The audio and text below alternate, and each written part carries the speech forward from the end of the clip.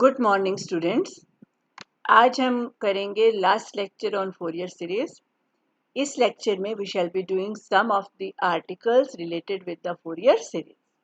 तो पहला जो आज आर्टिकल हम करेंगे वो है to determine the Fourier coefficients और ऑयलर्स फार्मूले कि ए नॉट ए एन और बी एन के जो फॉर्मूले हमने लिखे थे वो किस तरह से डिराइव होते हैं वो हम इस आर्टिकल में सीखेंगे।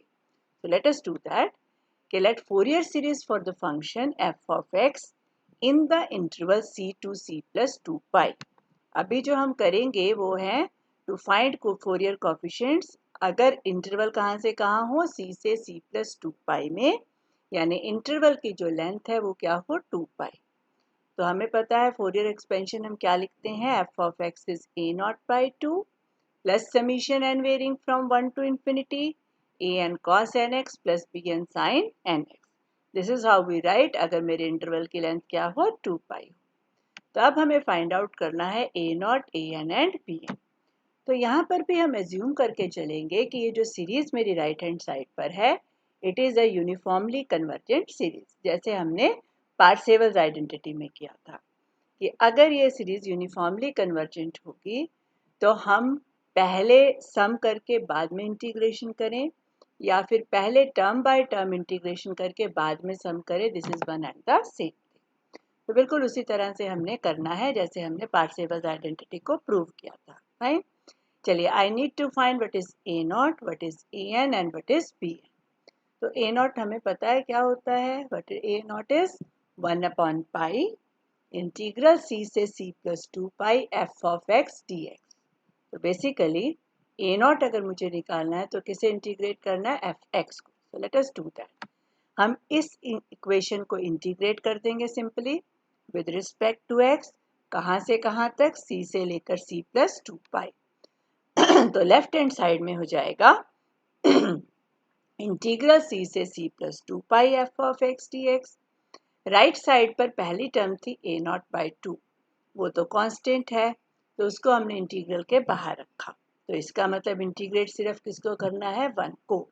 तो you have dx limit c to c plus 2 pi plus हमारे पास था समीशन, पहली टर्म थी a n cos N x. तो ए एन कॉन्स्टेंट है इंटीग्रल के बाहर, तो किसे इंटीग्रेट करना है, कॉस एन एक्स को। कहाँ से कहाँ तक, c से c प्लस 2 पाई तक। इसी तरह सेकेंड टर्म क्या है, b N sine N x. Second term मेरी क्या है, b N sine N x है। तो जब हम इसे इंटीग्रेट करेंगे तो बी एन इंटीग्रल के बाहर इंटीग्रेट सिर्फ किसको करेंगे, साइन एन एक्स को। कहाँ से कहाँ तक, सी से लेकर सी प्लस 2 पाई तक। ठीक है, सी नाउ मैंने जब हमने फर्स्ट लेक्चर किया था फोरियर सीरीज का, तो वहाँ कुछ स्टैंडर्ड इंटीग्रल्स लिखवाए थे कि अगर कॉस एन एक्स या साइन एन एक्स को हम एक ऐसे इंटरवल पर इंटीग्रेट करें जिसकी लेंथ 2 पाई हो तो इस इंटीग्रल की वैल्यू क्या आएगी, दोनों की ही 0। तो ये इंटीग्रल भी 0 है, ये इंटीग्रल भी 0। तो ये वाला तो सारा का सारा फैक्टर हो जाएगा 0। मेरे पास सिर्फ ये फैक्टर बचा, ए नॉट बाई 2 बाहर है, dx की इंटीग्रेशन x, लिमिट्स लगा दूं तो c प्लस 2 पाई माइनस सी करेंगे, c से c कैंसिल होकर आ गया 2 पाई। तो 2 से 2 cancel, I have A naught pi. A naught pi किसके इक्वल है, इस इंटीग्रल के इक्वल। तो what is A naught, pi को दूसरी तरफ ले जाओ, ए नॉट क्या हो गया, 1/पाई इंटीग्रल c से c plus 2 pi f of x D. तो ये वैल्यू आ गई ए नॉट की।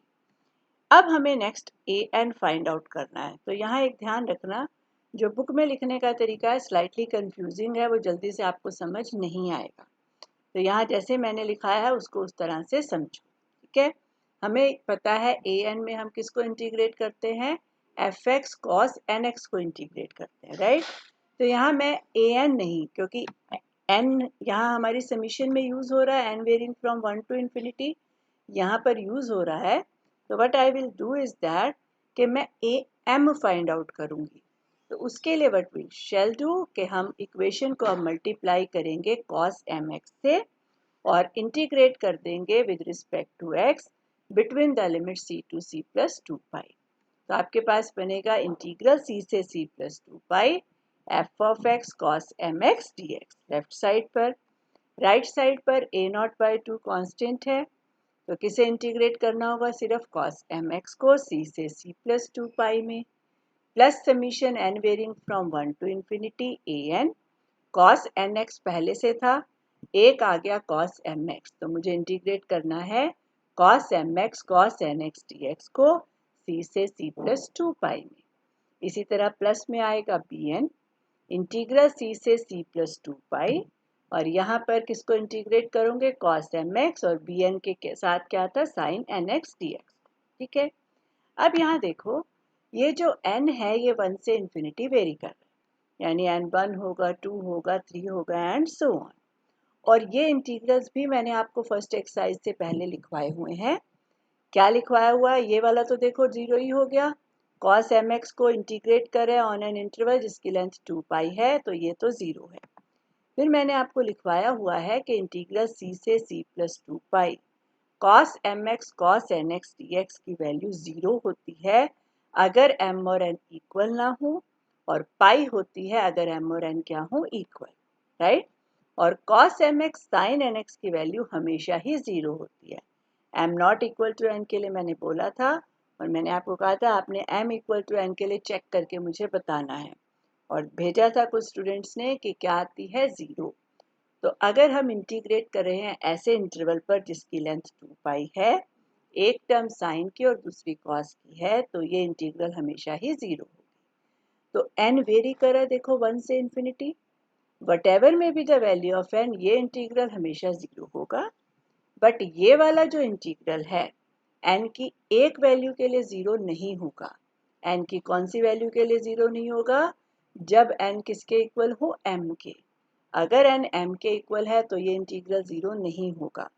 तो इस समीशन में इनफाइनाइटली मैनी टर्म्स थी, उसमें से सिर्फ एक टर्म सरवाइव करेगी। कौन सी टर्म? जब n m के इक्वल होगा। ठीक है, तो लिखें अब इसको, ये तो 0 हो गया पहला फैक्टर, तीसरे वाला फैक्टर भी 0 हो गया। इस सारी समीशन में से मुझे सिर्फ एक फैक्टर मिलेगा जब n m है, ये टर्म am हो जाएगी और ये इंटीग्रल हो जाएगा पाई। तो राइट हैंड साइड पर मेरे पास सिर्फ क्या बचा? am पाई। तो इसीलिए am किसके इक्वल हो गया? यहाँ से देखो, फर्स्ट और थर्ड टर्म 0, सेकेंड में सिर्फ एक टर्म बची am पाई, तो am हो गया 1 बाई पाई इंटीग्रल c से c plus 2 pi f of x cos mx dx।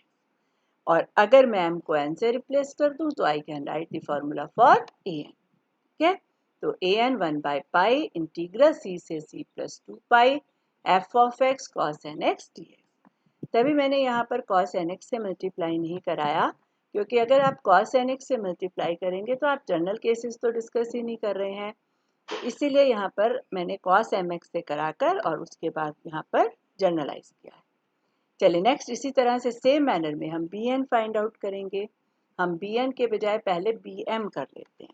तो what we shall do is that, हम इक्वेशन को मल्टीप्लाई कर देंगे sin mx से, इंटीग्रेट करेंगे विद रिस्पेक्ट टू x, कहाँ से कहाँ तक?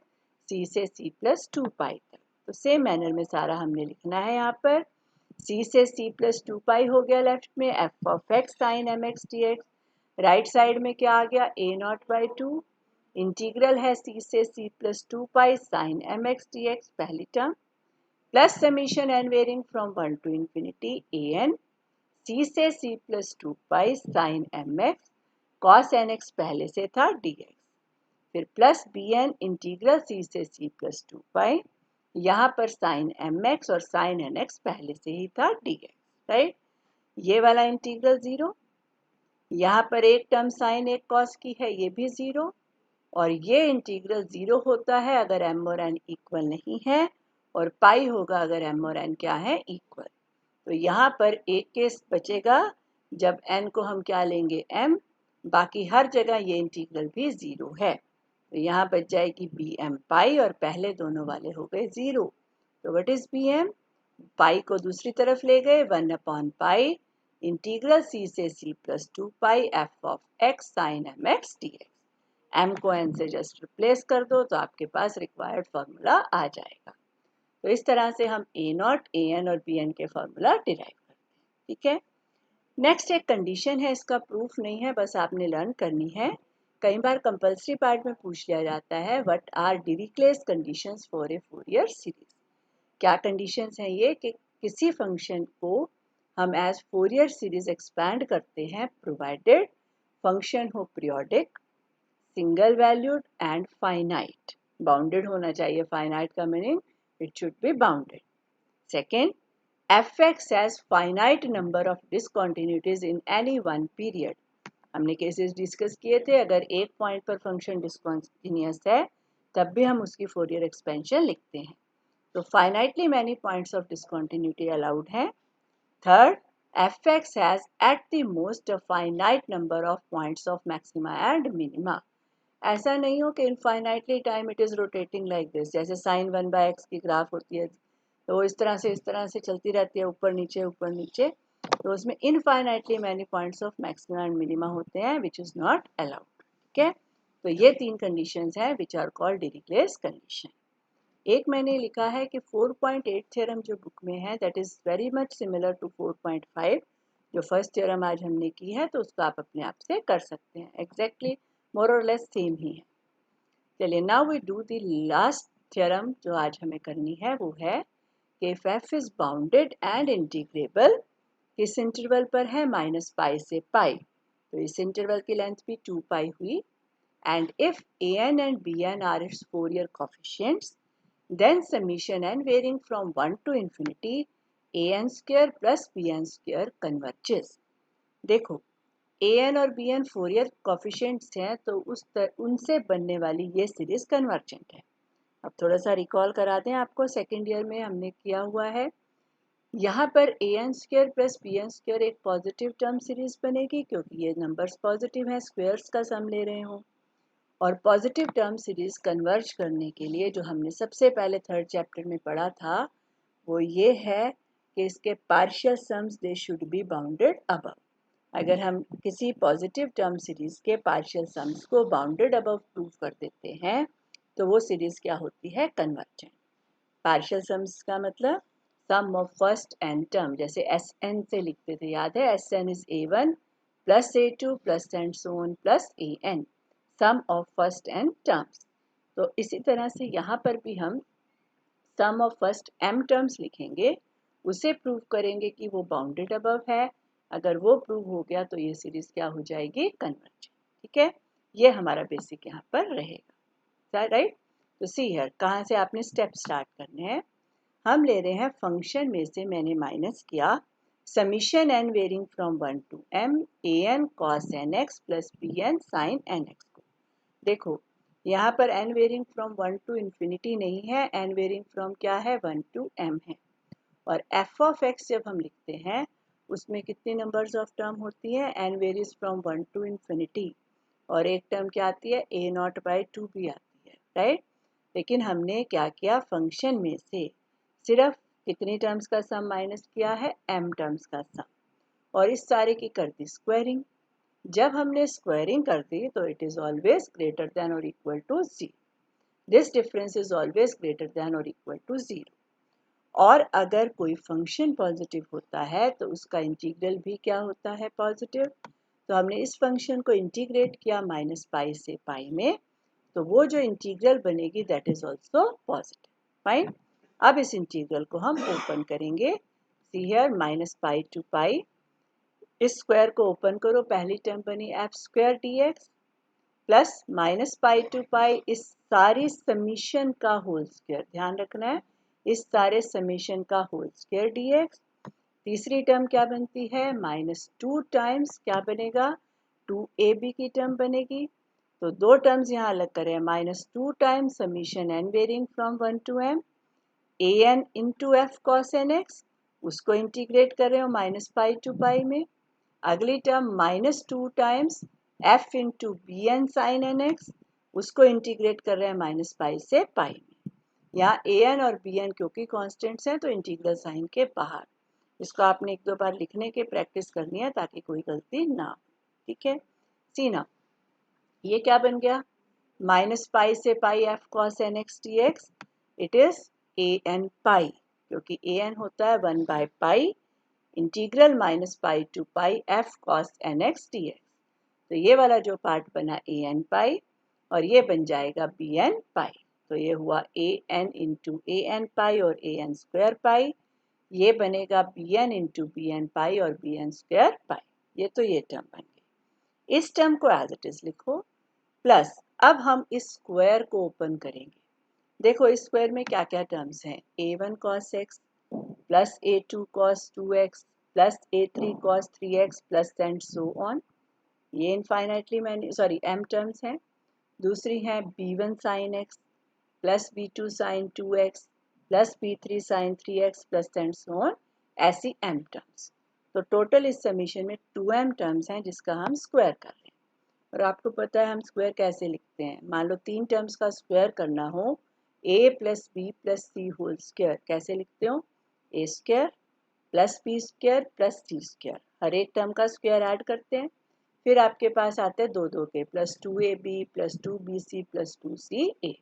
तो बिल्कुल सेम मैनर में हम स्क्वायर को ओपन करेंगे। ठीक है, तो सबसे पहले तो बन जाएगा हर टर्म का अलग अलग स्क्वायर। तो समीशन आएगी क्योंकि क्या बनेगा a1 square cos square x plus a2 square cos square 2x and like that, उसको तो हम इकट्ठा लिख लेंगे। ये टर्म बनेगी देखो summation n varying from 1 to m minus pi to pi a n square cos square n x। दूसरी टर्म क्या बन जाएगी, summation n varying from 1 to m बाहर integral minus pi to pi इस टर्म का square b N square sine square n x d x, ये बन गया। फिर 2ab की टर्म्स 2 टाइम्स आएगा A N B N sine N x cos N X और बाहर आएगी समीशन। ठीक है, अब यहाँ पर देखो ये इंटीग्रल तो 0 sine N x cos N x का है और इंटरवल की लेंथ 2 पाई, ये इंटीग्रल तो हो गया 0। ये इंटीग्रेशन है देखो एक तरह से cos N x into cos N x की। तो अभी हमने किया था cos m x cos N x की इंटीग्रेशन 0 होती है अगर m और n इक्वल ना हो और पाई होती है अगर m और n इक्वल है। तो इस केस में एक तरह से m और n इक्वल हो गए, इंटरवल की लेंथ 2 पाई है तो ये इंटीग्रल हो जाएगा पाई, साथ में आएगा ए एन स्क्वायर। बिल्कुल इसी तरह से यहाँ पर साइन स्क्वायर एन एक्स है यानी sine N x into sine N x, m और एन इक्वल का केस हो गया ये भी, तो इस इंटीग्रल की वैल्यू भी पाई आ गई। तो you have b N square into pi. तो इस सारे को अब इकट्ठा करके लिखें तो देखो क्या बनेगा, ये वाली term as it is minus pi से pi integration of F square with respect to X plus क्या आएगा ए एन स्क्वायर और यहाँ पर pi summation N varying from 1 to m, ये टर्म बनी plus summation N varying from 1 to m B N square pi, ये वाली term 0 हो गई, माइनस 2 टाइम्स था summation N varying from 1 to m A N square pi minus 2 times summation N varying from 1 to m B N square pi greater than और equal to 0। ये term इसके साथ combine हो जाएगी और बी एन स्क्वायर की term combine कर दो। तो ultimately you get this thing minus pi to pi f square d x minus pi summation N varying from 1 to m A N square minus pi summation N varying from 1 to m B N square is positive. Negative वाली दोनों terms को right side पर ले गए with pi common, ये मिलेगा। तो ये जो समीशन है किससे छोटी हो गई, 1 by pi integral minus pi to pi f square d x. और क्योंकि एफ स्क्वायर एक इंटीग्रेबल फंक्शन होगा तो इसलिए ये जो इंटीग्रल की वैल्यू होगी फाइनाइट, यानी ये राइट साइड फाइनाइट है, इसको हमने मान लो m कह दिया कि it is less than equal to m। तो व्हाट यू गेट अल्टीमेटली कि जो summation n varying from 1 to m A N square plus B N square है that is less than equal to capital M, bounded above आ गया। और अगर partial sums bounded above होते हैं तो सीरीज क्या होगी, कन्वर्जेंट।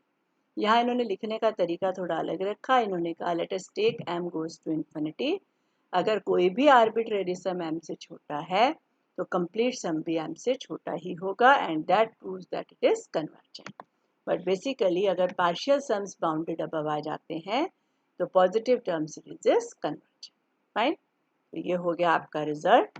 इसी रिजल्ट से रिलेटेड कुछ करोलरीज हैं, उसको जल्दी से देख लो। पहली ये है कि अगर f एक बाउंडेड और इंटीग्रेबल फंक्शन है in the interval minus pi to pi with a N and B n at its Fourier coefficients, तो ये जो रिजल्ट हमने निकाला था ऊपर कि summation n varying from 1 to m लिखा था, an square plus bn square less than equal to 1 by pi integral minus pi to pi f square dx। ऊपर हमने ये निकाला है रिजल्ट यहाँ पर, ठीक है, दिस इज द रिजल्ट। इसमें अगर मैं m अप्रोचेज इन्फिनिटी कर दूं तो जो रिजल्ट नीचे पूछा गया है वो आ जाएगा, और इसको हम बोलते हैं बेसल्स इनइक्वालिटी, ठीक है। दूसरा एक ये कहा है कि अगर हम फंक्शन को बाउंडेड और इंटीग्रेबल कहें माइनस पाई से पाई में, और an और bn उसके फोरियर कॉफिशिएंट्स हैं, तो an और bn they will approach to zero as n goes to infinity. ऐसा क्यों है? देखो, ये सीरीज कन्वर्जेंट है, अभी हमने प्रूव किया। जब भी कोई सीरीज कन्वर्जेंट होती है तो रिकॉल करो, उसकी nth टर्म जीरो को अप्रोच करती है, तो an square plus bn square zero को अप्रोच करेगा as n goes to infinity. अब यहाँ पर ये देखो, पॉजिटिव नंबर्स का सम है। अगर दो पॉजिटिव नंबर्स का सम जीरो को अप्रोच कर रहा है, इसका मतलब दोनों टर्म सेपरेटली जीरो को अप्रोच करेंगी, यानी an स्क्वायर भी जीरो को अप्रोच करेगा और bn स्क्वायर भी जीरो को अप्रोच करेगा। अगर दोनों जीरो को अप्रोच करेंगे तो an भी और bn भी दोनों सेपरेटली जीरो को अप्रोच करते हैं, and this is the result, right. So with this the chapter of Fourier series is complete. इसको बहुत अच्छे से कर लो कंप्लीट चैप्टर को, do all the questions of the exercise and examples, और आपकी कोई भी प्रॉब्लम है तो यू कैन डिस्कस विद